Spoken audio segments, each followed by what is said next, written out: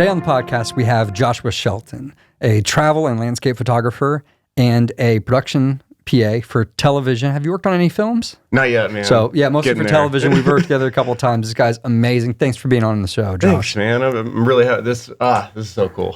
Seriously, I love your production value. Oh, man. I apprate it, man. First podcast ever I've ever been Really? on. Like, this is, like, I don't know. We're number one. Yeah, We're dude, number this one. is rad.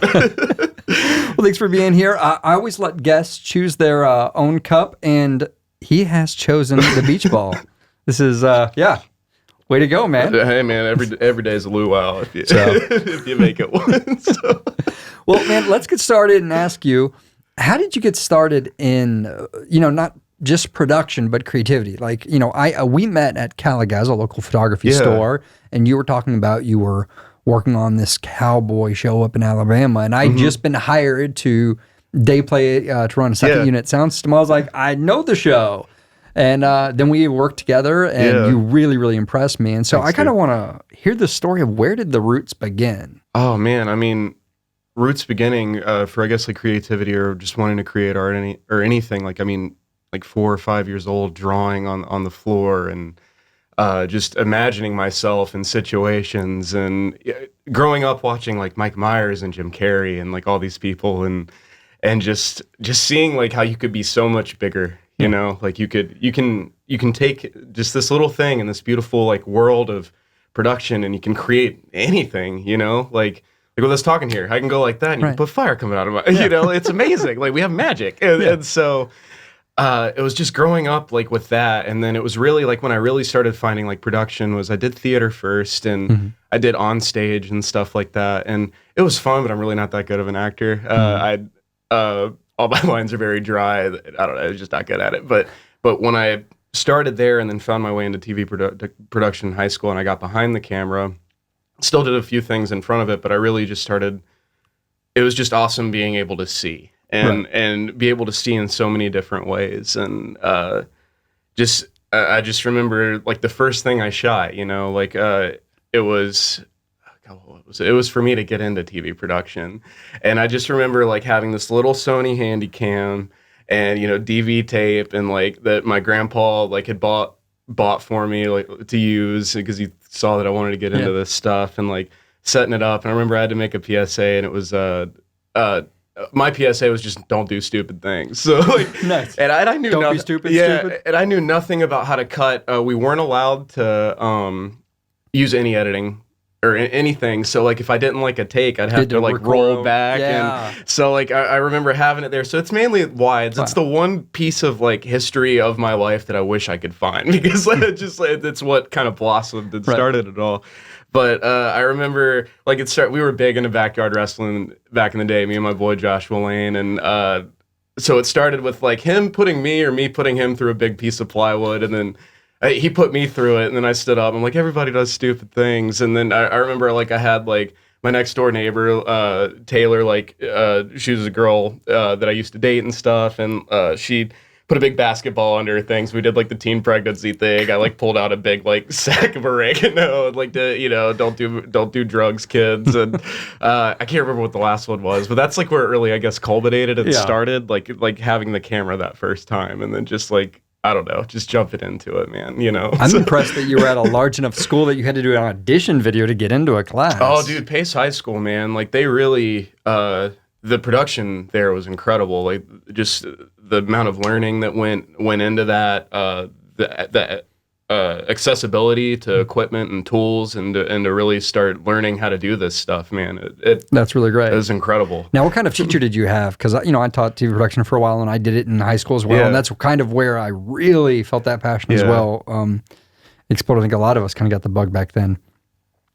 Our teacher had kind of resources and she had a curriculum, but by and large, if you could pitch an idea to her, she'd let you do just about anything. She was very hands off in that regard. Did you have someone that was really strict or no? No, Mrs. Cobb was like pretty hands off. Like she was definitely there to be Mama Bear because you have a bunch of adolescent like maniacs running around and you give them a camera and all of a sudden this magical little ID card that gets out of class. Oh yeah, we had those. I got out of a lot of classes doing that. Yeah, Miss Cobb was just this wonderful, just like calm, like stern when she she had to be, just loving, just kind of like just mama to all of us. And she knew about production in the sense of like she had ran it for so long. But she was more hands off. Like she didn't really do production. She was also the main librarian. So, that was ours. It always went to a media specialist job. But she just kind of like I remember I loved it because the way our assignments worked, it was just like, okay, you have this commercial, this motion graphic, and like these other things, and then you would. Pretty much, like, you usually didn't have to pitch stuff. Like, she just kind of trusted us. There were a few times I made some things where she pulled it before it aired. But, like, you know, like, looking back, I'm like, I did some dumb stuff. But I was also a stupid rambunctious teenager. So my teacher was Mrs. Goolsby, and bless her soul, she has passed away now from illness. But, man, she touched so many of us as being a great creator and just empowering us to do different things. And, there was one assignment I had. It was a PSA that was like yours. It was kind of an anti-drinking. So it was a say no to alcohol. And so, but I kind of took the approach with you are. It was like teens like trying to buy alcohol from a corner store, which we got the guy on board to do. And, you know, sitting around drinking. There's a shot where one of my buddies, they're tearing off down a dirt road in Crestview. And he's zigzagging, so the car's kind of fishtailing a little bit while he's hanging out the window with beers. And Bare Naked Ladies' song Alcohol.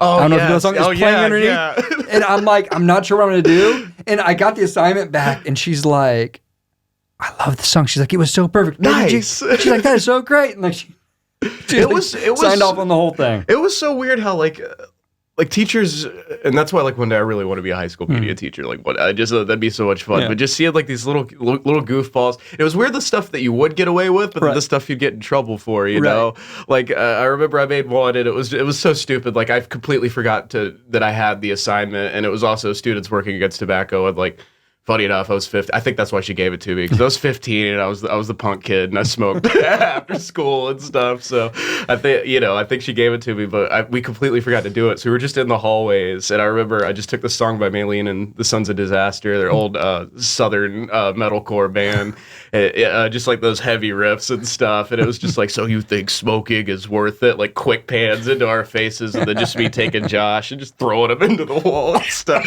She wouldn't air that, but then like it was cool because then I did one of the first like on-screen kisses, and we did it nicely. It was a story about a boy taking his girlfriend and sneaking her out, but them going to the beach and him just asking her to go to homecoming with him. It was tastefully done, but like we had one of the first kisses.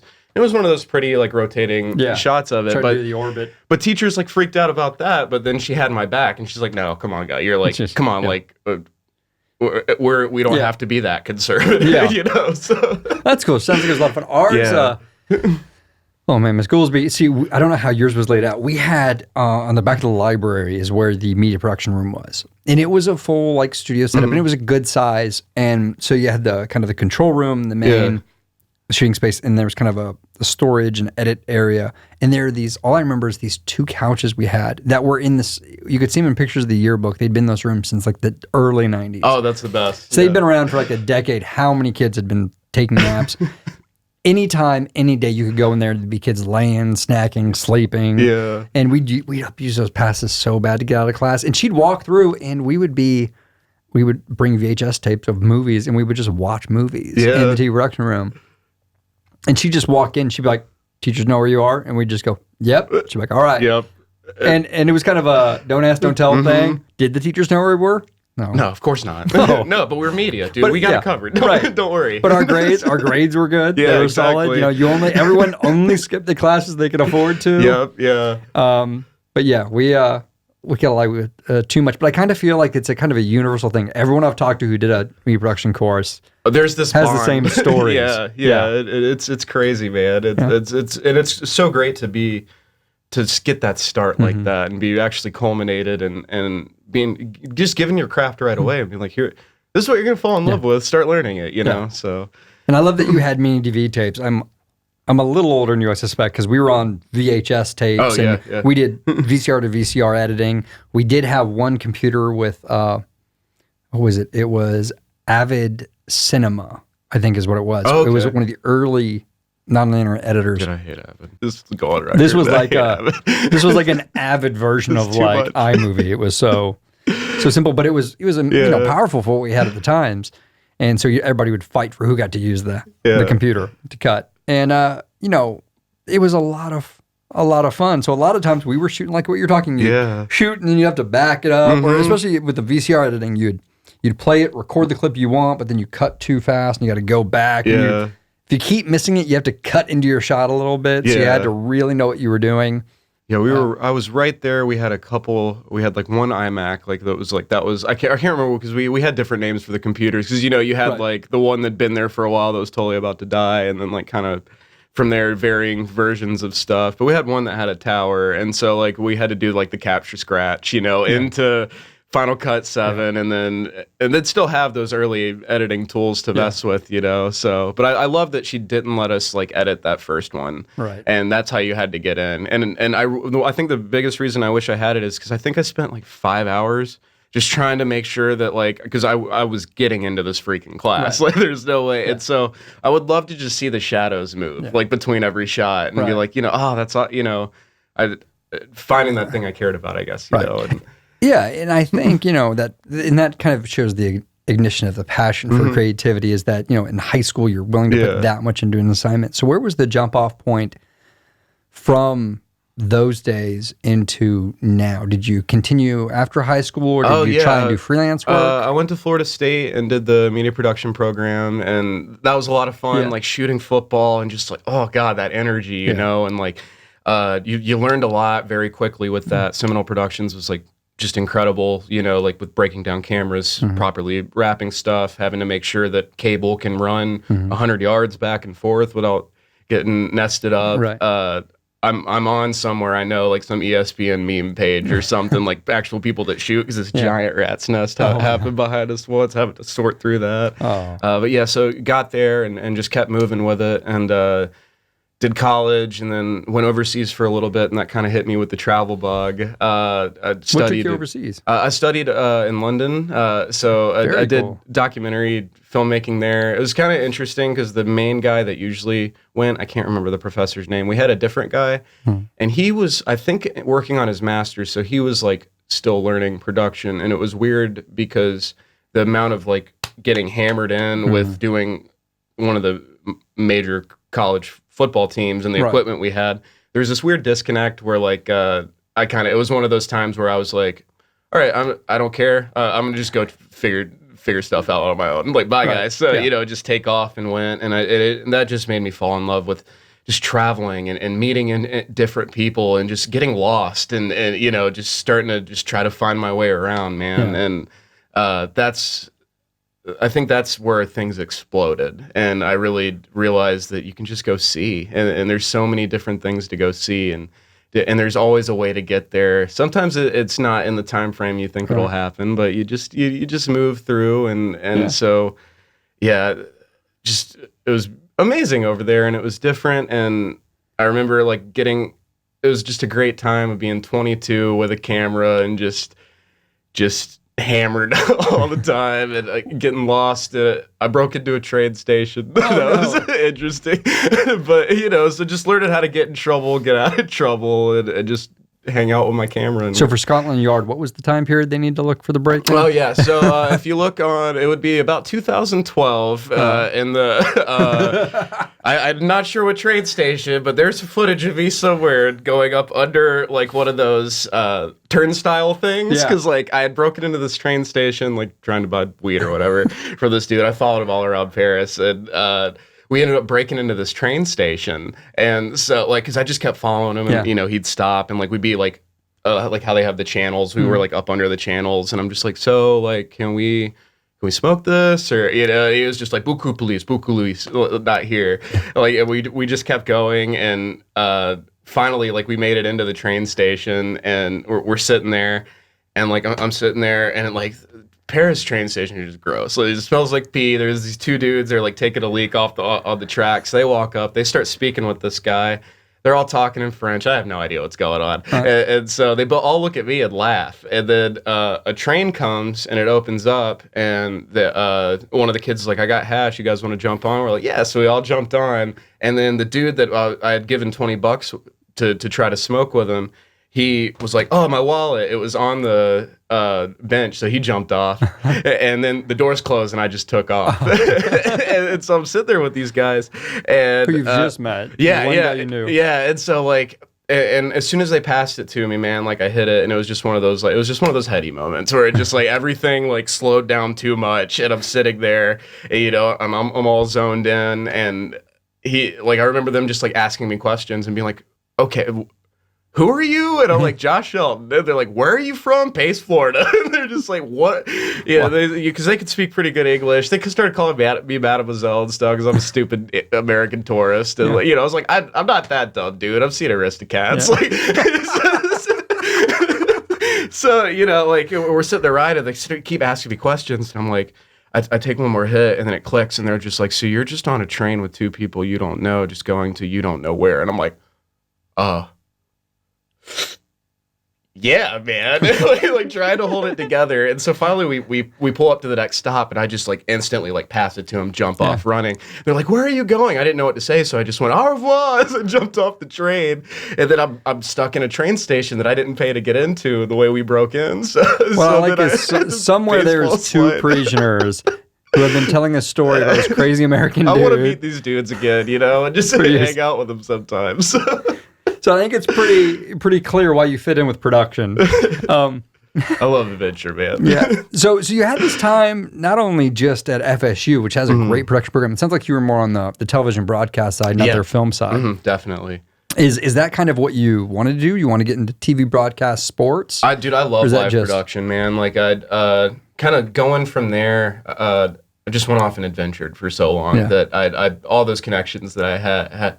And this amazing opportunity, I traded it for just climbing a mountain and stuff. Yeah. And so I want to get back into that, man. Live production's my favorite. Like seeing this, like set up here, like this, just like the memories flood back. Yeah, it's like, oh, dude, like live is one of the coolest freaking experiences. Let's jump into the show you just worked on, the Cowboy Way. Okay. You just came off of the entire season 6 for that, right? Mm-hmm. Yeah. So that was my first season run with something, and that was like super exciting and incredible, and God, just all the different places we got to go, and just the insanity of just like trekking through pastures for 6 weeks, man. Like having to get a truck stuck, or something got bogged down next to this pond, and I got to spend a few hours trying to get that out. It was fun, man. It was a good time. And oh man, it was so hot. Like that was the moment I was like, I love this guy, because we get out there, you know. It wasn't that long. It was only about a 10, 11-hour day, but it's June, July in, you know, southern Alabama, Florida. It's 95 degrees, clear sky. We were never inside. We're just in the middle of a field. You know, there's cows going by, horses, you know, in the shot. And that's what I was brought on. I was doing the VTRs, which is for the viewers that don't know what a VTR is. Whenever you're watching a reality show and they cut the scene of whatever you're watching to one of the cast looking straight to camera or off camera, talking about how they felt, or kind of giving some kind of background feeling about it. Those are actually all shot largely on 1 or 2 days for multiple episodes. And so that's a VTR. So they're not shot on the day that they do those things. And so I was brought in to do sound for the VTRs. And so, it's us with the main cast members sitting out in fields, getting those VTR sound bites. And it's just a long time. And they're pretty chill, but it was still... It was hot. It was hot. It was and you came hot. running out. As soon as I was thinking to ask production if they had a tent or something, you come running across with a C-stand and an umbrella. And I was like, oh, bless him. I mean, dude, you guys are going to be sitting there for like hours. Like, I got to have my boys back. So that's like, I seriously love PA on that, man, because like, I like simple tasks. So I really do. I really like just being in a field with simple tasks and being able just to be crept up under a tree watching you guys, and then watching like your water like slowly. Like, all right, Trav, see another water. And that's come back here. And that's what chill. I love is, you know, pretty much everyone I know who has survived in this game has PA'd. But there's a difference between someone who's PAing and learning the ropes and someone who does it very, very well. And the difference is a PA that does it really well anticipates what everybody needs. Like, it's not a grunt job to them. It's a, like, if we didn't have PAs, productions would just cease to move. Yeah, every position is important, and it would because you get the wrong person that doesn't have enough water or is cranky because he hasn't eaten all day because no one was paying attention to check on him, and it's someone high up. Everything's going to fall apart. So one of the things that makes you such a good PA is that you're anticipating those moments, those needs of the cast members and the crew members. And I won't go into detail about what the show was, but I worked on another reality show where there was a young PA who I think is one day going to be a great cinematographer because that's where his heart is, his camera department.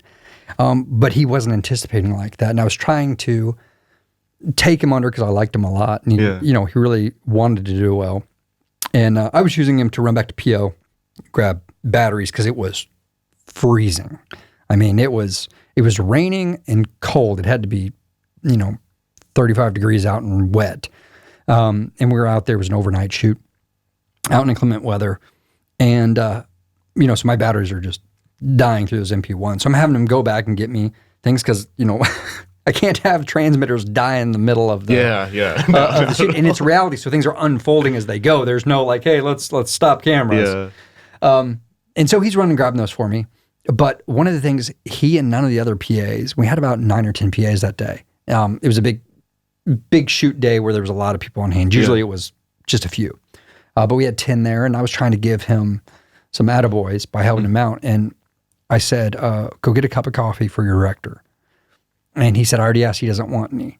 And I said, I don't care if he doesn't want any. Just go ahead and have it ready for him. I said, look at his hands. And he was talking to people, and he was just so cold. His hands were shaking. He didn't have good blood flow as a person, I think. And it was so cold and so wet.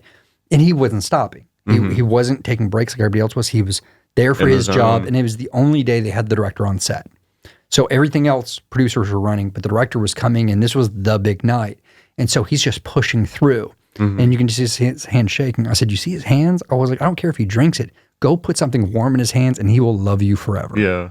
And I said, look out for those moments. And so he did and gave it to him. And when he went up to him, he said, I thought you'd like something warm to hold. And he goes, oh, thank you. Because the director wasn't thinking like that. He was thinking about getting the job done. His brain's on way too much stuff. And I think that's something I love about being a PA is like, I get to look at like the most rudimentary, simple things that humans need. Right. And I love just being able to, because it's so funny that like we get so wrapped up into the world of production and you got to go and kick ass and keep going that you forget sometimes about yourself and your body and that love for yourself and like just treating yourself with water or like, hey, I'm cold, so I really just I love that. That's what, like, honestly, man, like if I could be like if I could get like a little bit of a rate bump and then just like be a PA for a while and like travel around, I would love that because I love seeing people in need of like these basic things and then just be like, dude, you just need a snack, man. Like chill out. I love the different departments, and as sound, we get to interface and kind of we're largely a one-man band on most productions. Yeah. Whereas PAs, you fall under the director's department, and you interface with every single person on set. Yeah, and I love that, man, because especially I think end goal for me is to eventually just want to make a feature, man. I don't care if it does well. I just want to make a feature one day. It can be when I'm 40. That's fine. But so I just I love right now that I get to meet all these different people because I want to learn every freaking aspect of this stuff. It doesn't have to be so far as where like I'm a sound guy. I would love to learn sound. It's probably the furthest from my brain, so those neurons definitely need some wiring, So like I would absolutely love to learn that. But I love that I get to see every little part of the play that is a production, and then that way I can see. I just want to continue to learn and grow, and that's why I'd rather stay as a PA because for a while and get to venture off. Like I love that like when Ultimate Cowboy Showdown started, like I tried really hard to get with the grip and gaffer and Phil and Choi, I think was his. I'm really bad with names, but the two amazing dudes, and they just instantly started showing me stuff, rapping like some things I knew, rapping cable, stuff like that, but teaching me the names of lights and getting to stand on a ladder, and even like you say, like the pictures of people doing that. It's just fun, man. Any little piece that just adds to the puzzle, man. Yeah, so. And I have buddies of mine. We were talking about this a little bit earlier, and they love editing. They hate being on production. They just do it so they can get to the edit. Yeah. And I like to edit only to get the job done, but Same. production, the interacting with people, having whether it's a one-man band thing or whether it's a full production, man, that's it can be harder. And what's funny is it's not always a good time, but it's always fun, if that makes any sense. Oh yeah, 100%. Like there's definitely, I mean, I remember, I've remembered times on shoots and stuff where you want to just break something or flip something, but it's just part of that adventure, man. It's just like, when you're on a production or doing anything like that, that's what I love. I want to be in the field. I don't care if that's the field of being on this like crazy set with or like small crew with cowboys, just following them do stuff, or if that's me sleeping in my car overlooking a ridge just because I didn't want to be in my hotel anymore. I just, I just love it, getting out there and just doing stuff. I'll meet certain people, especially like in the tiny little town we live in, especially when I'm in Pace and stuff. And I'm like, and they ask me what I do. And I'm like, oh, I'm in TV and stuff. They're like, no, but what do you do? I'm like, no, we work. I promise. Like we work really hard. Right. Every single one of us. We work really hard. It's the variety of jobs we get to do. So when I do sound, I'm technically doing the same position for a variety of things. But if I'm getting hired for sound for a corporate job, dude, sometimes that's so cushy. I'm in really nice houses. I'm in like super expensive hotels that I could never afford to stay in myself, my family. And, I'm getting paid a day rate to drive to the beach and work for an hour and a half to interview some doctor for a pharmaceutical company, and they've got like a 5-person crew doing it. Yeah. And like 3 like creative directors came down for it, and there's all this money for it. And you're just like, what? And then you'll do a day where you're working in television and it's the same rate, it's the same job, but you're running, 5 wires, you're hand running the boom, it's running gun, it's 14 hours, it's in whatever weather you have. It's never, at least in my case, I'm never running gunning in like a nice breezy, partly cloudy, 65-degree day where wearing the gear's comfortable. No, that's never happened. That's not going to happen. It's never happened that way. It's either 90 degrees in the middle of a farm, in the middle of a field with no shade, or, it's chasing people in a field where it's just like sideways rain and, 30 degrees. Yeah. That's what I get. I don't know about your experience. Yeah, I've gotten some gnarly days, man, especially like just like beachfront, bargain front, lakefront, bargain hunt. I've helped on a lot of those. Those seem like they'd be, I've never gotten to do those shows, but I've heard they're fun. They're fun and like they're pretty easy breezy, like for the most part, but then like you'll just have, there's still things that happen, but then like same thing where like I remember we shot one in like February, and it was in Gulf Shores, and I mean, just wind just blowing you over. It's frigid. Like even the snowbirds are bundled up a little bit, and you're like, "What the hell is going on?" But they still want it to look like it's warm each day. It's summer. I promise. This is the beach. It never gets cold. Yeah. It's just like they're asking everybody like, "Okay, we're gonna take the jackets off. Everyone just wear a t-shirt. It'll be okay." I felt so bad for those poor human beings, man. Just like, and we would take some of our stuff off too, just to be there and be like, no, we're in this together, man. Like, it's so cold. Let's redirect for a minute. And you had mentioned earlier you want to do a feature. That's like your great thing is you love to do a feature film. Do you have an idea in mind, something you've been dying to make, or just Night of the Living Delivery Girl? I had my first meeting with Daniel Morgan. He was the media guy for Cowboy Way, and me and him, he referenced Garth Marenghi's Dark Place, and it's this old Adult Swim show, and it was one of those moments where like our eyes locked and we were like, yeah, we're buddies, just like someone who you just know instantly you have the same sense of humor and all that stuff. And so we met yesterday at a coffee shop, and I'm spacey and my brain's all over the place, and Daniel's very much more of like just a calm, logic, even-headed dude. And so we sat down and we got like kind of the first treatment started yesterday, and it's something that's been on my brain. Like I've rehearsed it in my head for years, and now I have someone that's helping me like put the pieces together and character develop and stuff like that. Because I think in scenes, I've always been that kind of person. That's why I make so many just stupid little shorts and stuff, because like I just think of it and then I want to get it out, and like don't necessarily worry about quality and stuff like that and like the technical sets. But he's helping me take those ideas and those little scenes that I've built in my head and find ways to connect them and help me answer questions and figure out like, okay, is this a baby we need to kill, or is this, So that first meeting was excellent, and it's just something I want to attack and just work on, and I don't care how long it takes for me to make it. You know, it's just one of those things that I really believe in this, and I'm excited to just slowly make my way through and to figure out how to do this, you know. And meeting with him that first time, I had like a short film. I thought maybe we could do a short film, and he was just like, dude, if you're going to do it, he's like, I know you want to do a feature. He's like, just put the work in until it turns into a feature. And I was like, yeah, you're right. You know, especially with this being a silly concept. Like, we want to have like pizza zombies with like cheese like oozing off of them, and like instead of biting they like throw up. You know, like so like just deep guttural, and it all starts just from after the local state hockey championship, because it's Florida. I just thought that'd be funny. They accidentally serve a radioactive pizza that's fallen under the oven, and it causes the zombie holocaust. So it's coming together. I've got like my main cast of characters, like how they fit with one another, and so I'm excited to see what it evolves into. You know? Yeah, I think it's great, and I love the democratization of technology these days. If you wanted to, and people have, you can shoot an entire feature on a cell phone. I know there was a Tangerine one that was, you know, went through the festival circuit. Check that out. You know, I showed the poster in that it had been made to my students. Sadly, I couldn't show them the film due to the content. Yeah. But yeah, it was shot on like an old iPhone 5 or 6 or something like that.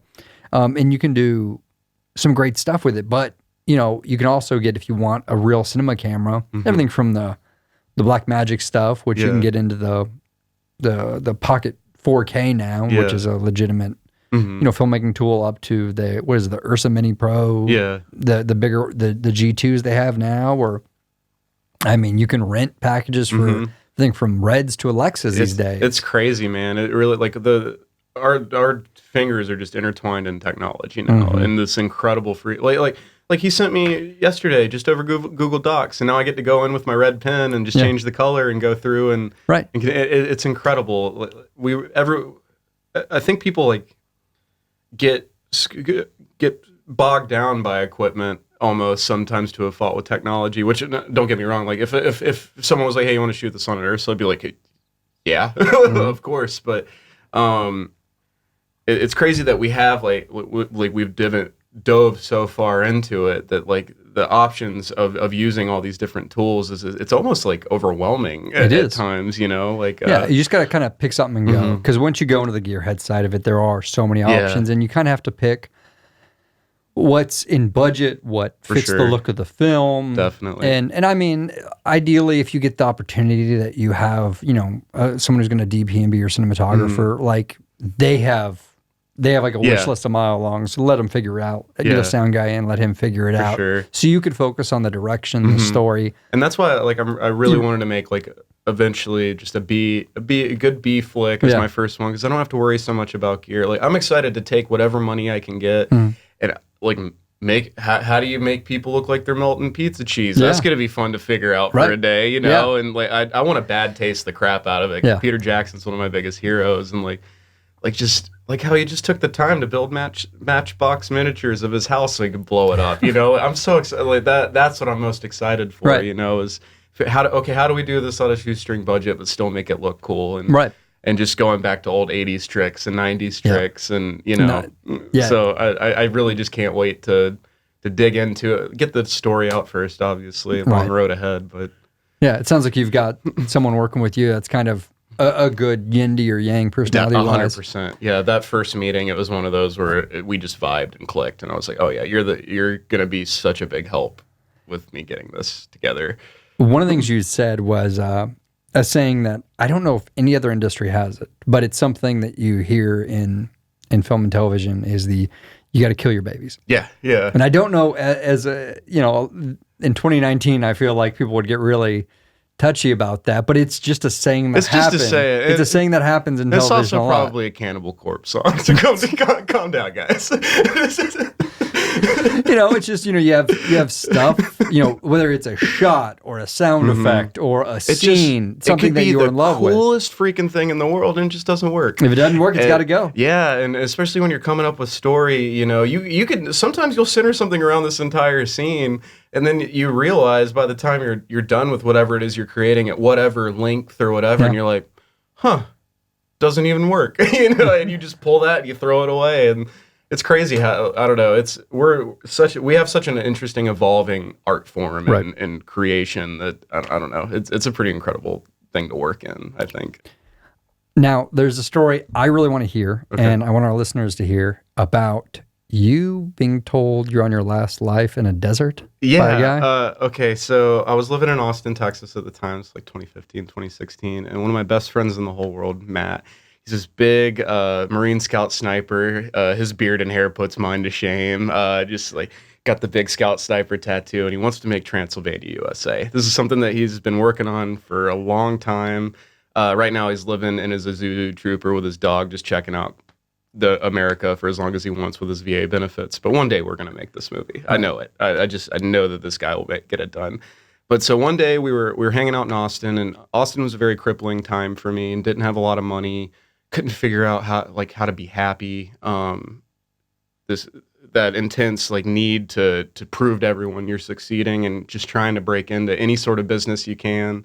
That was time where I only had my first and only PA gig, like the 2 years I was there, tough time. But one day he was like, let's just go, man. And I was like, go where? And he's like, let's go find Transylvania. And I was like, okay, let's do it. So I kissed Miriam and told her bye, and we'd be gone for 2 weeks. And we just hit the road and went down the desert, and we just circled towns that had a population of like 75 or less, and just in the desert. And we just took off. And, before we got to the hut in the desert, I remember it was one of those pinnacle moments for me that taught me that you don't always have to prove to people you're living. You just need to go live.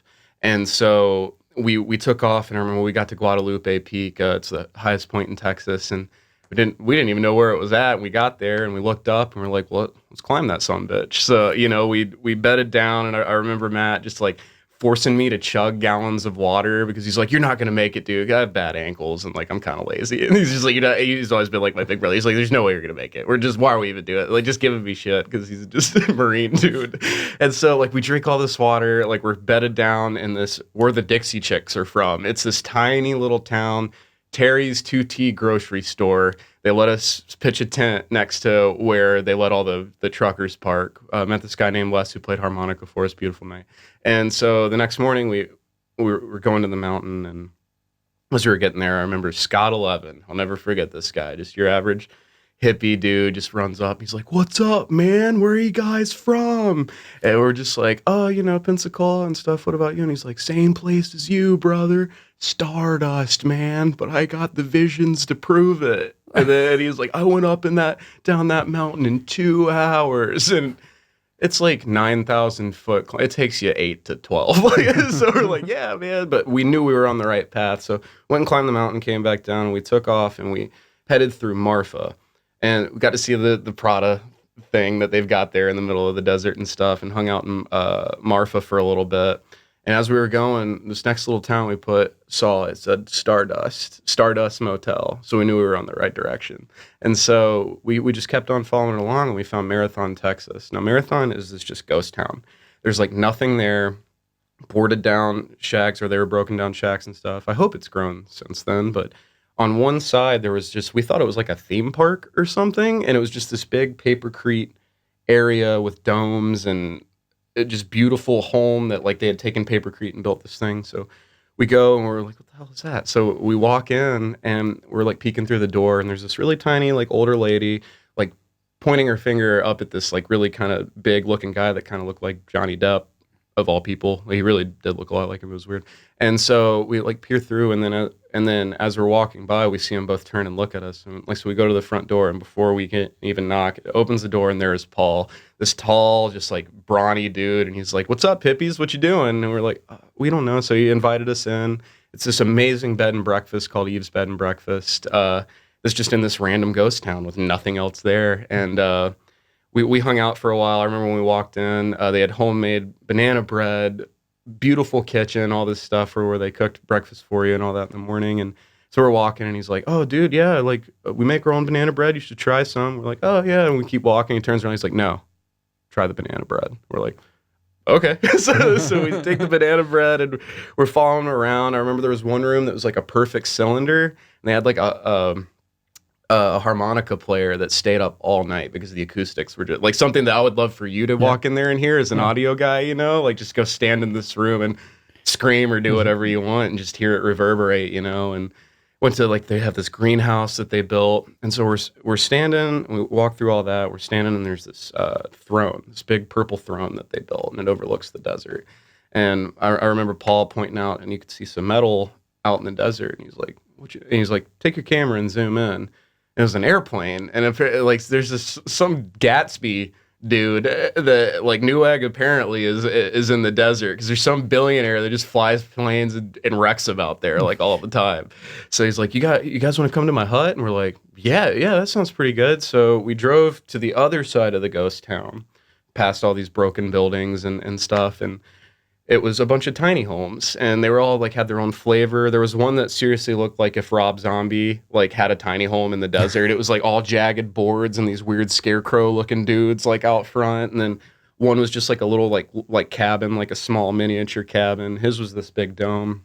So we went in there and we're hanging out with him and start smoking and stuff. And like his home was incredible. It was just like there was this built into it.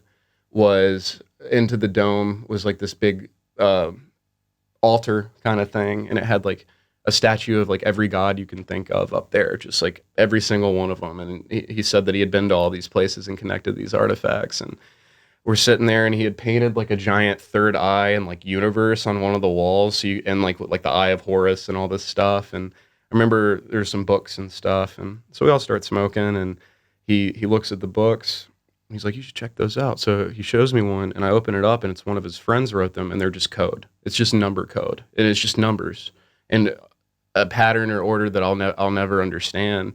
And I was like, what is this? And he's like, you found it, man. That's the book of life. And I was like, well, he's like, that my buddy got the sequential numbering of how everything is in the universe, you know? And I'm just like, sweet. like I have I can do nothing with this information, but that's awesome. I'm glad I found it. So we're sitting there, and then finally at one point he's like, let me see your hands. And we're like, okay. So he like pulls our hands out, and he reads them or whatever, and he goes, oh, I can mess with y'all, me and Matt. We're like, what does that mean? And he's like, you're on your final life.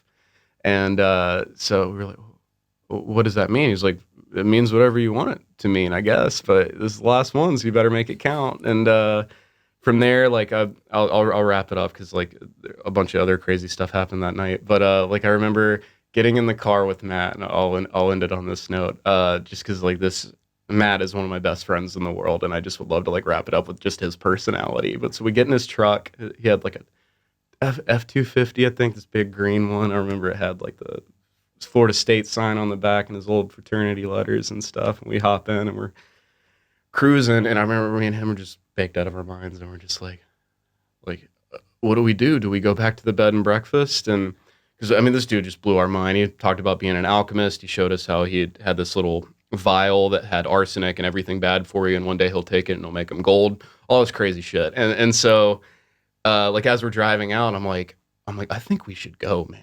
Let's just like go ahead and go back to the bed and breakfast and see what happens. And Matt's like, 1 second. He pulls out his phone. Hey, Mom. Yeah, okay. Marathon, Texas. Eve's Garden Bed and Breakfast. I'm gonna be there tonight. If you don't hear from me in like 3 weeks, like something might be wrong, or I could just be adventuring.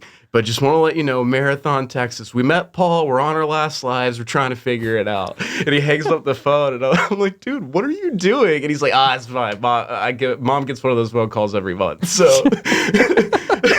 I think that might be a good way to wrap it up, I guess.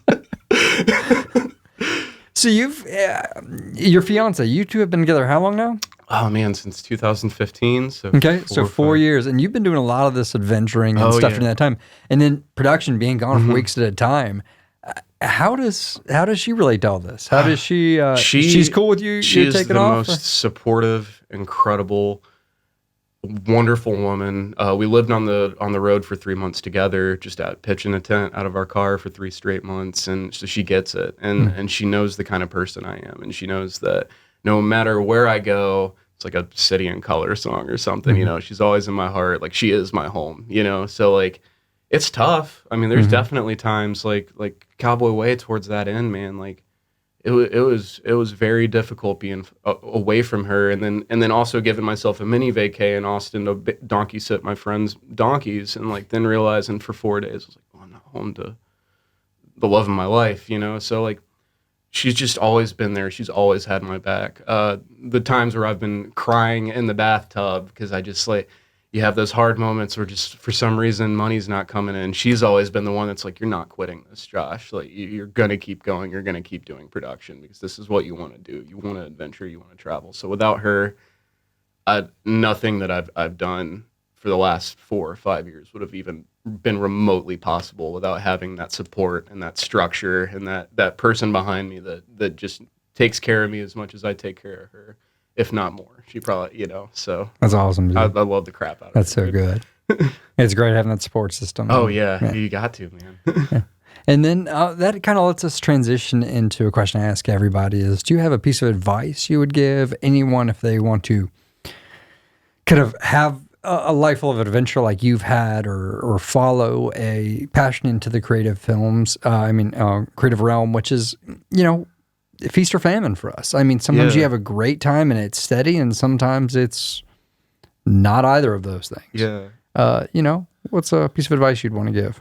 Trust, man. You just have to trust it. If you want to adventure, you can, because every single one of us is just, we're all the same incredible creature.